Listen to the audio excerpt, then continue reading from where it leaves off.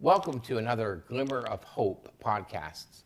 And today we're going to be talking about post-traumatic stress and how to recover, especially from the trauma so many people have experienced in the light of Milton and the terrible Hurricane Helene. So I hope this will help you today. And I'm Dr. Ken Brown. I'm a clinical counselor and a chaplain. And we have with my dear friend, Gator. Gator, introduce yourself. My name is, by the way, good morning to you. My name is Gator Franklin. I was in the Navy for 28 years doing explosive ordnance disposal, and I rose up to the level to where I was a command master chief, several different tours, which enabled me to talk with people that came back from the wars and stuff. I had my own thing that I did, but I got to that level to where, much like you, I was counseled people on their traumas that they received during the wartime stuff. And then later I went to be a VA disability rater and rated people's diagnosed PTSD, traumatic brain injuries, things like that, anxieties, depressions, and much from guys like you that diagnosed them with those things and then applied that to the law for percentages. So I've been pretty familiar in that area for a while. So perhaps you might say that both of us had a fair amount of life experience with our own traumas that we've encountered, both professionally and personally, and also training as a clinical counselor, as a disability rater with the VA. So we've seen a lot, and so this is an important topic, I think. Oh, yes. And nowadays, people are just suffering so much because of everything they've experienced in the trauma, things that people were not expecting. I was just over at Spanish Lakes Country Club, where about 5 or 6 people were just killed. Hundreds of homes have been damaged, torn apart by F3 tornadoes that ravaged the area. And it's personal to me because we had actually purchased 2 homes there. And our mother, my wife's mother, lived there for 12 years now. She wasn't there at this time. But the fact is we had many friends, people that we knew there, and I know people would be sleeping in their beds and all of a sudden a tornado ripping through unexpectedly, and all of a sudden their entire life was changed. Maybe their life was over. And I think you'll agree with me that it's not just soldiers that suffer. Oh, no. But in any case, Gator, why don't you start us off? When you're thinking about PTSD, what do you think when you hear the word PTSD? I think, first of all, because I was a VA disability rater, I think it is a disability. It is something that disables a person from being able to function as a person that can just do things, handle things, and that a person is triggered by certain things that makes them act different ways. Right. So what I think about PTSD is that when I've encountered actually talking to people with PTSD and then observing their actions, I have to remind myself that this is the PTSD that's talking. Right. And that person really isn't that way. That's right. They've been changed. They say the PTSD, post-traumatic stress, is a normal reactions normal people are having to abnormal situations. So it's normal reactions that normal people are having to an abnormal situation. So it is quite ubiquitous. It's quite common for people to have these things in it. And before, they may not have been that way at all. To me, there's some things that we look at as a physician, as a counselor.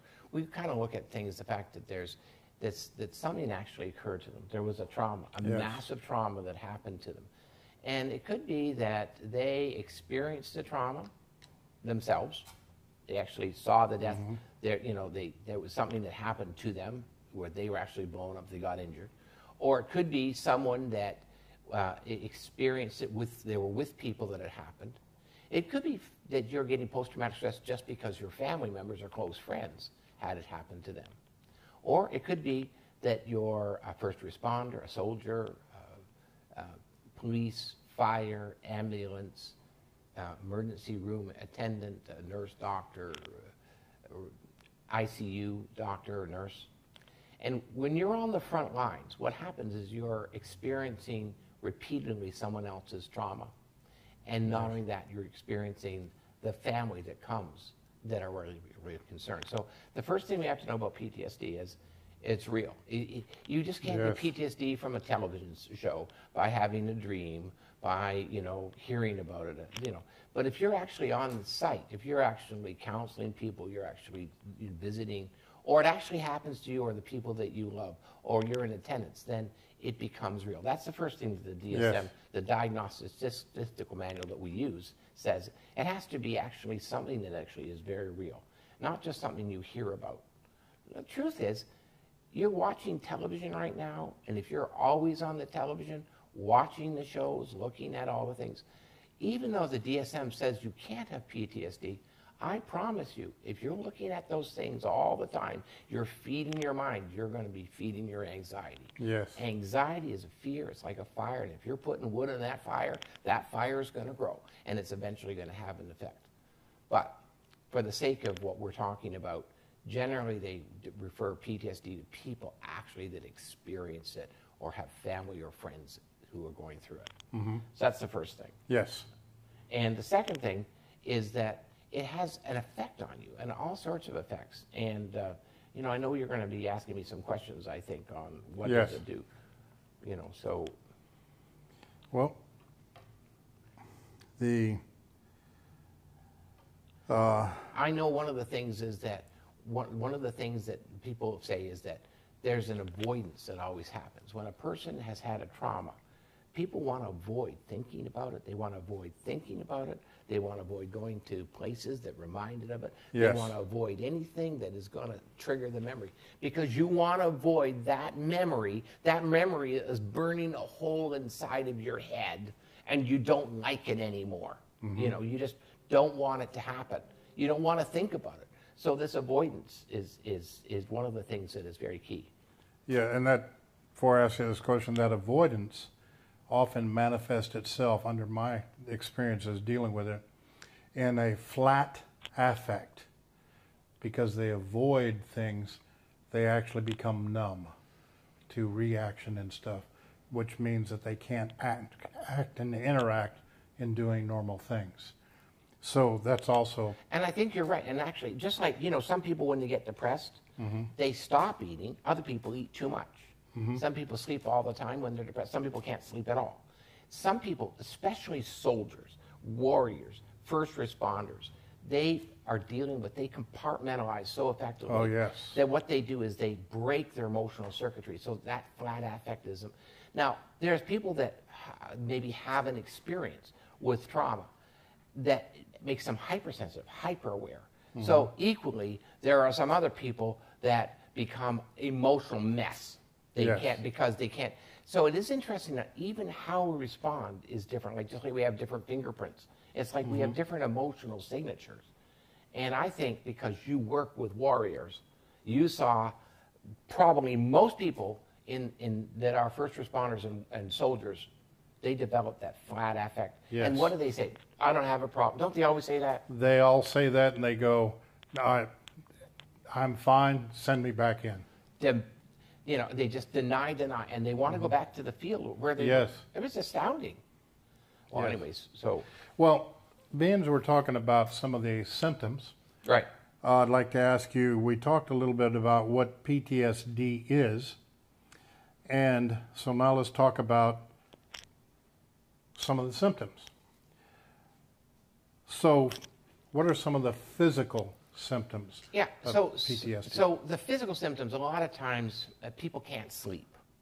And they often they start to shake, and they're like a cat in a hot tin roof. Often they just don't feel at ease. Sometimes what happens, they fall asleep and then they wake up. They have trouble falling asleep sometimes, or they can't get to sleep at all. Or if they do sleep, They sleep fitfully in 20 minutes, and then they're startled into awakeness because of the nightmares. That often happens. Generally, the nightmares are not just, they're like night terrors. They're like they're actually living. And sometimes it's the event over and over replayed in their minds, but sometimes it could be similar situations that are equally alarming. Sometimes there could be a nightmare that is sort of symbolic of everything they experience. Yes. And they often lose weight. Sometimes they gain weight. But physically, they generally start to look ragged. That's one thing you notice. They look hollow, thin, gaunt. It's like they're hollowed out, and their eyes are sunk in their cheeks. I mean, there's a look. It's like they're haunted by what they're seeing because they can't forget. They can't unsee it. They can't unthink it. To me, we described it as the 100-mile stare. That's right. It's like they're staring out way out there. That's right. And you don't know, you can't, if you've ever seen a person like this, it's like you can't read them. I mean, it's like you want to read them, but it's almost like they're disconnected from you. It's weird. And just a little sidelight before I ask you the next question is, when I dealt with the warriors that came back from these traumatic events and things, oftentimes they would be acting out and going against the UCMJ, which is Uniform Code of Military Justice. And one of my jobs was to protect them from the disciplinary side of the UCMJ because they needed help. So one of my jobs was to not write them up, not to, if somebody did, instead of leading to a court-martial, let's help this person instead of something like that. Keep them out of the disciplinary side. That was one of the... It's beautiful, because they can't help themselves. And by the way, if you're feeling some physical symptoms because you've actually, like you're trying to avoid at all costs, my own grandson slept over, and there was an alert that came. You know what the alert was? There was a kidnapping. There was a kidnapping 200 miles away, up in St. Augustine. And this alert came on our phone at 7 in the morning. My grandson woke up screaming. He heard, "It's another tornado, Papa!" And so sometimes things will trigger you. Yes. And by the way, if right now you're feeling like you can't sleep, you're having nightmares, you can't eat, you can't settle down, you feel like you're a cat in a hot tin roof, you've got all these physical things, it could be very likely that you've got post-traumatic stress because of all the trauma that you've just had. So listen carefully to what we're about to say, because we want to just not talk about the problems. We also want to give some solutions later in this podcast. This is a very important podcast for you to listen to.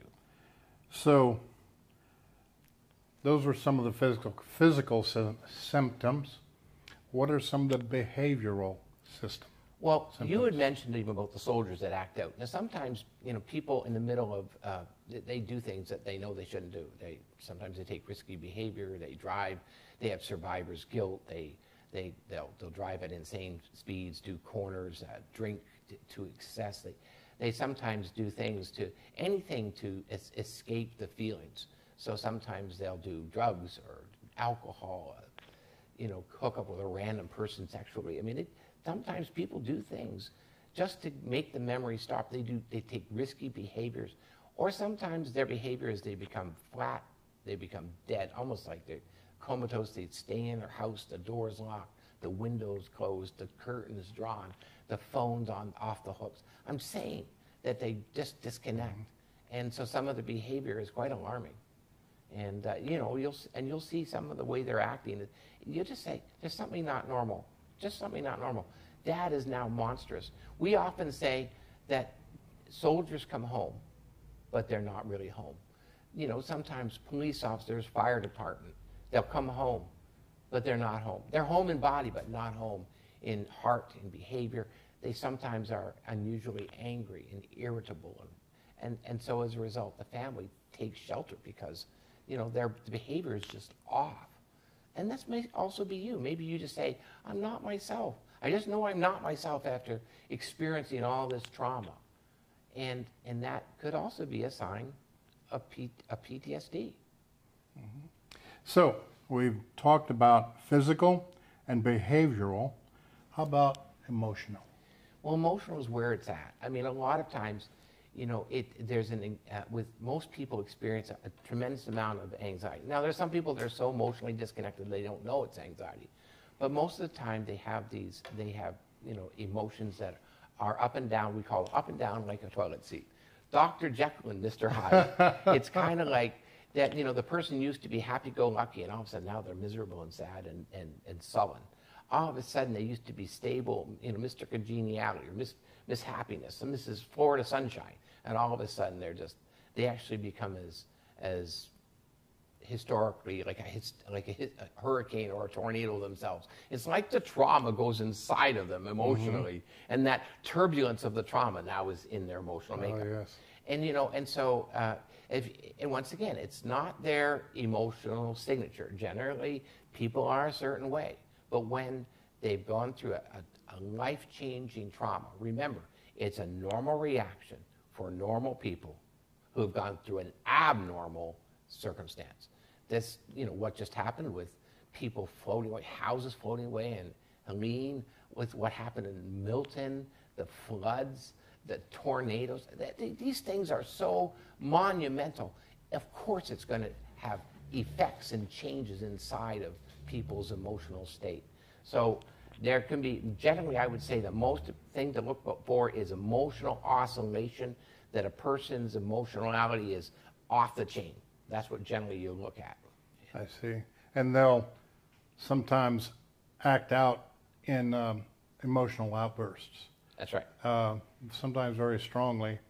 I know, I'm going to just say, I'm not going to personalize this too much because I don't want this person to think I'm talking about them. But I know a person that was in the Army in Special Forces and responded to the tsunami in Indonesia and all the death and destruction that tsunami caused. 300,000 people killed Yes. that Christmas Eve. And that affects Sri him Lanka. to this day. Yep. That affects him to this day. He's a strong person. So that's an emotional tie that he has to that type of a thing. And that was a storm situation. So another type of symptom is mental. Yeah, now mental, like a lot of times people say that they're walking through molasses. It's like they no longer can remember their memory, their concentration, their ability even to read. You know that people with PTSD generally they lose their ability to concentrate and read. Generally, they can read for 5 minutes where they used to read for an hour, and then they forget things. It's kind of like when you've got this trauma, it's like there's a subroutine. Just think of a computer with too many windows open. Okay. And so what happens is that what's happening is that the brain's not working because there's a part of the brain that's always processing the trauma. So it affects your ability to remember things. And people that are often at PTSD, all of a sudden their short-term memory is bad. They remember other things maybe very well long-term, but anything in the short term, they forget their keys, they forget where they put things. I mean, and then of course, generally their loved ones start saying, "What's wrong with you?" And that makes them mad. Yes. You know? But Yes. in their thinking process is that, you know, you'll talk and say something and you don't know, you're looking at them and you're talking to them, and it's like that 1,000-yard skit, 1,000-mile stare. It's like you don't know if they even heard you. Right. You hope they did, but you don't even know. So that's one of the things that happens often, and it's a processing problem. That's interesting. I was aware of the forgetfulness, but I was not aware of the reading difficulties. Yeah. That would be frustrating to a very big degree, I think, to somebody who's used to doing that. And actually, sometimes these very with it, highly intelligent people saying, "What's wrong with me? My life is over because now I can't. I rely on my brains, my intellect, my wit. Suddenly it's like I'm in a barrel. I can't. Yeah. You know, and that's part of the problem. Now, remember, there is good news coming, because you don't have to stay in this. And in fact, you know, today actually, I'm going to do these clinical incident stress debriefings for a variety of the first responders today. And so there are things that you can do in order to reduce some of the PTSD. And by the way, I might tell you that there's post-traumatic stress and there's post-traumatic stress disorder. So we're really talking initially about post-traumatic stress that we all naturally, all of us will get. Yes. But may not sink into a disorder, which means that it's gone on for more than 6 months. Yes. Without it, and getting worse. Right, and that's an actual diagnosis from Exactly. the DSM-5. That's right. Yeah. So we don't always go there. So a lot of times, it's like people say, narcissistic personality disorder. Well, there's a lot of people that are selfish and have narcissistic tendencies. Trust me, there's a lot more people that are narcissistic that have narcissistic personality disorder. So remember, when we start throwing around the word disorder, we're actually diagnosing a mental health condition, and we got to be careful doing that. Right. But we are free to talk about post-traumatic stress that we all suffer from, we all experience. Yes. So. And so now tell us about, we've talked about a little bit, but tell us about how it affects your relationships. Yeah. Well, one of the things is that it's like a bullet that kills two people. I say that post-traumatic stress affects the person, but because that person is so uniquely connected to many people, it actually affects a lot of people. So that one bullet, whatever that trauma happened to him on the battlefield or the car accident, because I do a lot of trauma work with car accidents, then that person goes home, and it affects the father's relationship with the kids and the marriage with the wife. And sometimes there's a divorce. And that one event then has ripple down effects in the family. Because remember, the father left in the morning to go to work, but just a man came home after the accident. I mean, that husband, father, that good man that the wife loved went to war, but who came home? And right. And that's the Dr. Jekyll, Mr. Hyde, that famous, story, that sometimes the things that we experience, change us, and they have effects. And so a lot of times, part of my job as a counselor is actually to do a family session and a marriage session and help the family understand that the dad or whoever is not doing this deliberately. He didn't wake up in the morning and says, how can I be a horrible husband? How can I hurt my kids? He can't help himself. He doesn't have the emotional capacity to love and be loved, to share his heart, to do the things that he used to do. Because right now, he's sunburnt. If you're on your honeymoon and you love your wife or your husband to the moon and back, but you stay out too long in the sun, I bet you're not going to make love. You know what I'm saying? It's kind of like we get burnt. Burn is such a painful injury. It's like it's a wound, a burn of the heart. And so they no longer can hold each other. You can't have a relationship because of that. Right now, we've had wires strung inside our house because our power went off for days. And I noticed that some of the wires were kind of very hot, because I guess I was pulling too much power. But didn't blow the circuit. And then I noticed one thing, that they're not only hot, but the plastic, the insulation became brittle in one of the smaller ones. Right. So that's what it's like. If you have run too much current through a person, you overheat, and eventually the insulation melts and you crack. And that's what PTSD, it's like you're running through too much crap, too much woundedness for too long. It's like the amperage is too high, and eventually the outside of us starts to fray. The insulation, the things that we call it the veneer of civilization, starts to tear off. So that's what affects our relationships. We just don't have the emotional capacity to really connect and love, and it's that. But remember, if that's happening to you, we're going to talk about how to get out of it. There is one more symptom. There's probably more, but there's one more that I want to talk about. We've discussed the physical, mental, those types of things, relationship. One more that is extremely important is our spiritual, how it affects us spiritually. You know what? One of the biggest problems is people saying to me as a counselor, where was God in all this? They start blaming God. They say, if God is all loving, all powerful, couldn't he have stopped Helene? Why did he allow all those houses to be washed away? Why did he allow those terrible tornadoes to come through our thing? We didn't do anything wrong. I mean, we were not worse than anybody else. We were just sleeping in our beds, and all of a sudden our lives are over. Why would God? So a lot of times people have questions, and they start blaming God, and they start, because they don't understand. And a lot of times, we have this theology, we have this belief system that, if we're a good person, if we try to love people, we're not bad, we're not killing people or hurting people, that everything is going to come out well in our life. But Jesus says that in this world you will have tribulation, but be of good cheer. I've overcome the world. Jesus promised that the rain falls on the good and the bad, and the sun shines on the good and the bad. Good things happen, bad things happen to good people and bad people. But how we deal with it, it depends on our faith. If we build our life on the rock, on God, that even when, not if, when the storms of life come, we don't get blown down. Somehow God's going to help us. He's going to keep us strong.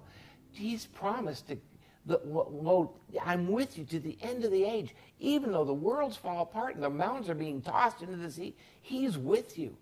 And of course, that's what we have to draw on. We have to draw on our faith. But when we're going through trauma, it's hard. It's difficult. It's the dark night of the soul. It's a hard time to, it's like Jesus, and when He was being crucified, my Father, God, my God, why are you forsaking me? Yes. And I know that that's how people feel when they're going through this, because they don't understand. How can they understand? But that's a time to go retreat into faith, because our understanding, we just can't understand why and how it all works. We're just mortal. We don't know. Yes. I know I have a scripture that really helps me. It's because of the way I think, and other scriptures might help other people. This is the way I think. Psalm 32:7 says, "You are my hiding place. You will protect me from trouble and surround me with songs of deliverance." Wow.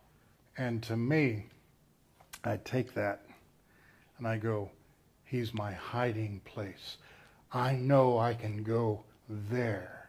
And then He protects me, and He gives me, not only just comforts me, but He gives me songs of deliverance.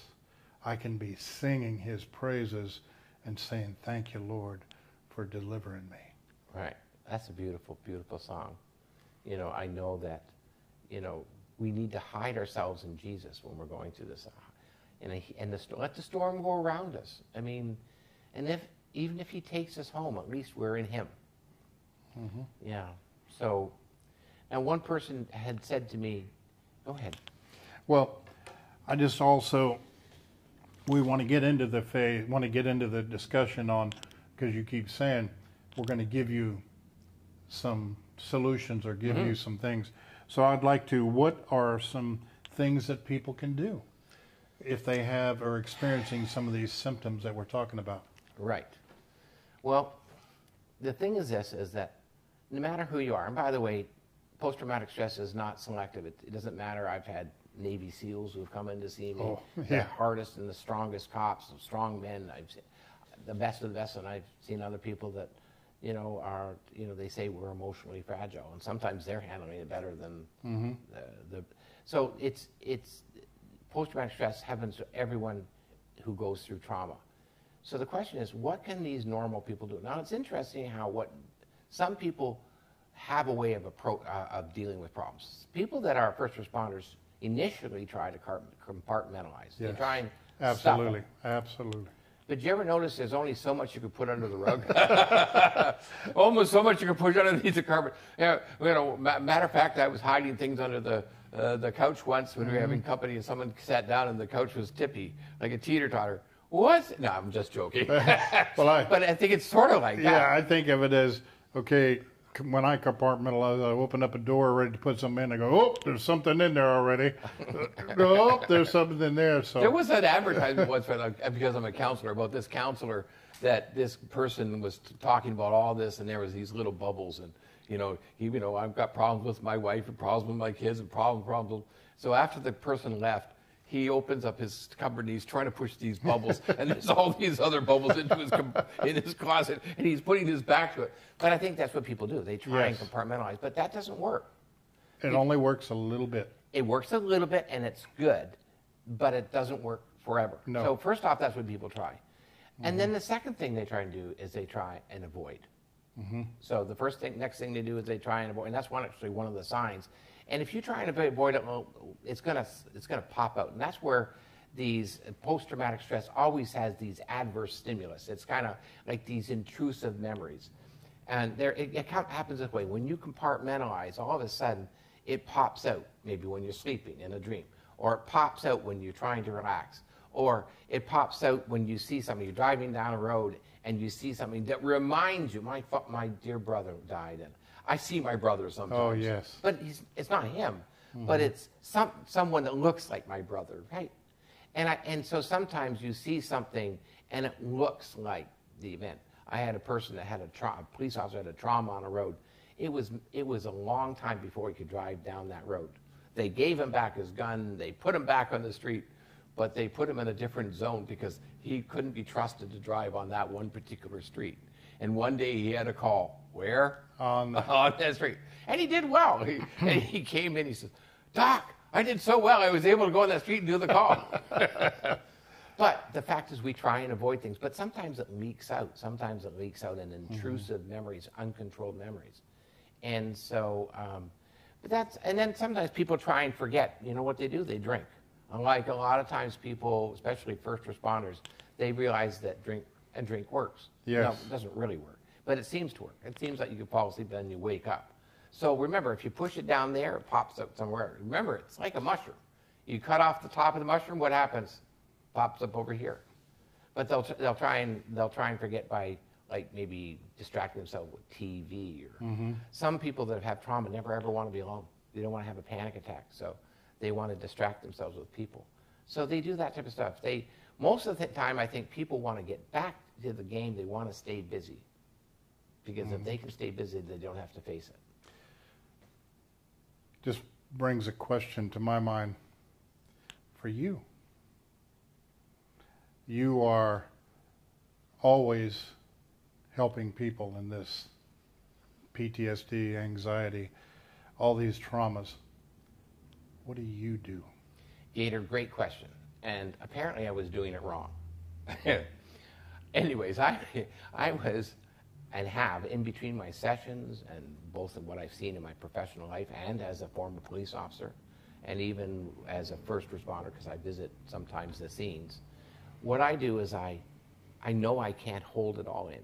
So I name it to God and I say, God, I can't take this person's problem. I don't know what to do with even what I saw last night and all those damaged houses, talking to people on the street for hours last night, Lynn and I, trying to encourage them.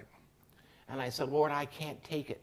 And Lord, I give this to you and I place it on your hand. And I actually lift up my hands, picturing all the trauma is in my hands, all the person's promises. I don't try and put it in the closet and put my back against it in little bubbles. I actually lift it up to God, and I say, God, I need your help, and I put it on to God. So then I had a friend. Her name was Fawn. She passed away a year ago, and she was quite a spiritual innovator. She was inspiring always to me. And she says, now, Dr. Brown, you're doing it all wrong. I said, meanwhile, I'm telling everybody this all over, the country, how to give it to God, and God will give you peace. Don't take it back. When you give it to God, don't try and steal it back from God. He's got it. She says, no. What you do, the Bible says, cast your cares upon God because he cares for you. The word is cast. She says, when you lift that sucker up and you give it to God, you turn your hands upside and you flick them. And he says, I don't want it. It's sticky. And you flip it onto God. And of course, I thought, well, what a kind of great imagery that we not only just want to dump it on God, but we want to cast it on God. We want to throw it on God. We want to get rid of it. We don't want to keep it because we can't hold on to it because we literally cannot handle it. I couldn't have been doing counseling now for these 38 years, a cop for almost 10, doing all this intervention work. if I was holding on to it. I would have been burnt up by now, burned Right. out, burned up. And instead, God has been helping me this whole time because I've been casting my cares on him and giving him my trouble. And I don't go too long without doing that because I know I need to do that many times a day. In fact, whenever I'm feeling the stress and the anxiety, when those intrusive thoughts, and then I start praying for the people, because I find that if it's all about me, somehow it stays with me. But when I start praying for all the other people and all the other people, it's like it's more blessed to give than receive. And I remember Jesus talking to that woman at the well. Right.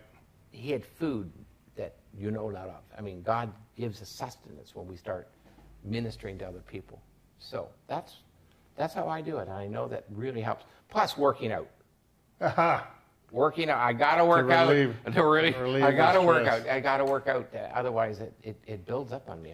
Well, I tell you, for me, and I don't have your background and all of that, but for me, I found that what helps me to be able to help other people and not burden me down is I look for and ask for, Lord, show me somebody that I can help today. Because just like you said, I would not be focusing on myself if I'm helping somebody else. So for me, that is a relief of stress and other trauma and things like that for me, if I can find somebody else to help and to love, to give comfort to, and to pray with, and to share scriptures. That's my part that helps me. And in fact, I had one of my clients, he was a Navy SEAL, did 6 tours, and the trauma he experienced was excruciating. He ended up having to, in defense, kill a 12-year-old to stop an event. Won't not give his story, of course, but he was a great man, strong man. Of course, he was also injured. His helicopter was blown up, but he survived, and that, of course, created survivor's guilt. I mean, and he didn't know how to handle it. I mean, this fellow was tough as nails, but now he was physically limited. And you know what he did? He did the same thing. He decided to, he had 2 of his friends that suicided, and knew many others that suicided because of the stress.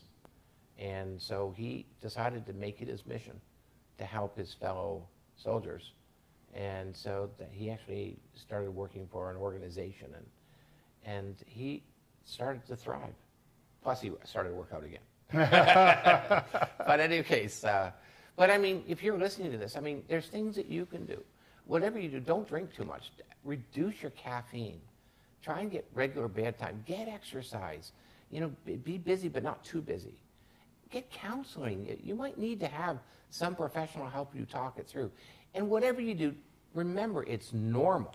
It's normal to have these symptoms. It's normal to feel overwhelmed because you've gone through a crisis that we're not meant to be. It's like you've been covered with acid, and of course you're going to get burned. It's like the trauma that you're experiencing. We're not meant to live in that level of trauma. I don't think, Gator, anybody ever goes and pitches a tent inside the nuclear power plant. They might visit it in order to clean something up, and they're wearing a hazmat suit, radioactive, resistant material. They've got a dosimeter, right? Yeah. They're maybe having oxygen, and they might come in for 15 minutes or 20 minutes and do something near the core, but they certainly don't pitch a tent and bring a sleeping bag and start toasting marshmallows on the reactor and eating them. Yeah. Because they weren't meant to live near a nuclear power reactor. We get burned up with radiation. But they say, what you see don't hurt you. No, what you don't see can hurt you. Like a virus, like sunshine burning your skin and radiation, like stress. So even though the toughest of us thinks, I'm going to be okay. No, you're not.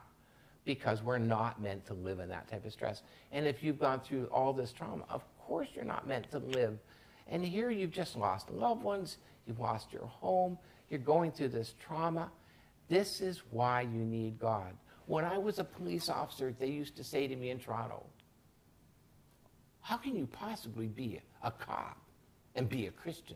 What are you going to do? Turn the other cheek? Pray for the people that are shooting at you? And I said, you got it absolutely backwards. How can you go through all the trauma, all the things you're going to see as a cop, and not be a Christian? Because who can you turn to? How can you ever get over all the things that you're going to be exposed to? And I'm saying to you that right now, as you're listening to this, that God is your answer. I mean, it's nice that we come up with a whole list of, get exercise, make sure you have healthy food, don't eat too much sugar, reduce your caffeine, don't talk about the event, please stop watching violent movies. Because remember, everything is cumulative. So you need to watch, even if you don't like, chick flicks or whatever, it's time to watch Hallmark. It's time to watch funny movies. Don't re-expose yourself to trauma, because it will amplify it. So we could give you a list of 50 things like that, practical things that you can do. Make sure you don't have sugar just before bed. And don't eat something so heavy that it's going to affect your sleep. Maybe take melatonin. Make sure that you have, enough potassium and magnesium so you can sleep. There's things that you can do. But I'm going to say you can do all those things and still be in the middle of trauma. And post-traumatic stress, if left unattended, goes to post-traumatic stress disorder. And that's why we do these critical incident stresses within 72 hours after an event. And that's why it's good for you to talk to someone that you trust. Talk to your friends or family. Talk to a pastor. Talk to a counselor if you need to. Talk to somebody that's wise and stable. Don't talk to people that are also complainers. I know misery loves company and birds of a feather fly together, but don't. Don't just talk to the people that are all complaining, because that actually amplifies your trauma. Talk to people that will calm you down. And particularly, get some spiritual help. Go to church. Turn on some nice calming music. Listen to something that would worship music, perhaps. Listen to something that will inspire you and help you. And what you need to know is that God will help you if you turn to him with your whole heart. Yes. And from a non-clinical point of view, I found, even while I was Command Master Chief and in the military and all of that, and dealing with a lot of the warriors that you're talking about, I found that showing love and compassion was the greatest healers for all of it. Showing them love and compassion, because love is patient, love is kind, love is all these things. So showing love and compassion would bring them out. It says that love is stronger than death. Yes. Love covers a multitude of sins. Love is the healer. And I think God's word also, because God's word comes and he heals you. So if you start reading Bible verses that will encourage you, get them from your head into your heart. They say that 12 inches is the longest distance, right? But, if you start reading the word of God and you read some of the Psalms, I'm telling you, in the Psalms, they say something that I need you to know. It's called the holy but. Oh. Now, the holy but is like this. It's different than the unholy but. This is what we normally do. We say, well, I know God's supposed to be loving and kind and all powerful, and he's supposed to protect us, but look what he allowed. All the storms, all the damage. Oh, I'm in such trouble. You see, that's the unholy but, because what you end up with is where you'll end up being. The holy but is the other way around, and you will find a secret. If you go and read the Psalms in the Bible, it uses the holy but almost exclusively. King David, who wrote most of the Psalms, was very realistic. He explained about his trauma, about his troubles, about the things that he was experiencing. And then he said, but. And then he said, but God. But God hears. God is still in his throne. God will deliver me. God is my fortress. God is my refuge. My and he ends on the positive. Yes. And that's what you've got to do if you want. And then the other thing is get into his presence. Dear one, get into God's presence. If you get into worship and you start singing from your heart these songs, you'll find yourself disappearing from this world and moving into the presence of God, and you'll find yourself being healed. Did you know that when you do that, they actually measure brain waves, and your brain waves lengthen, you actually get theta brain waves, and actually what happens is they're healing, those type of brain waves. They actually can measure it in the psychograph, that they can actually see that our brain starts to heal itself when we do that. Wow. You know, and that's kind of an exciting thing. So Psalms 32:7, hiding place and songs of deliverance. And songs of deliverance. I love it. Those two things. Well, I hope that this broadcast is giving you a little bit of glimpse into post-traumatic stress. If you are suffering from this, please get help. Please go to find a pastor that you can talk to. Get your help in God. Listen to worship music. Read the Word. And ask God, He's real, to help you, to heal you. And take your cares to Him and cast them onto Him. And He will help you. If this podcast has helped you, then go to our other many shows, Glimmer of Hope on Spotify, Glimmer of Hope on Taken TV, or on Hopecast, our YouTube channel. And we look forward to seeing you there. God bless you. Be at peace. Amen.